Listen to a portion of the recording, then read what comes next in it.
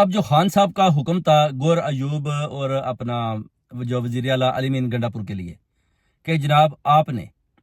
25 تاریخ سے پہلے ڈی چوک میں بیٹھنا ہے، دھرنا دینا ہے، ادھر سے بالکل ہلنا نہیں، عوام قوم آپ لائیں، جدھر سے بھی لائیں لے کر پہنچیں اور پہنچ کر ادھر دھرنا دیں، پروٹیسٹ کریں اور ادھر بیٹھ جائیں جب تک قاضی ادھر سے نہیں جاتا اور جسٹس منصور علی شاہ کی تقرری نہیں ہو جاتی۔ تو وہ کہتے ہیں کہ میں نے ان کو بڑی سختی کے ساتھ بولا تھا کہ آپ دونوں نے ادھر پہنچنا ہے، مگر یہ لوگ نہیں پہنچے، اور یہ لوگ بیسیکلی انہوں نے میرے بھی، وہ کہتے ہیں خان صاحب کہتے ہیں حکم دولی کی ہے، تو جو میں نے ان کو آرڈر کیے تھے انہوں نے وہ پورے نہیں کیے، کیونکہ وہ کہتے ہیں کہ آج اگر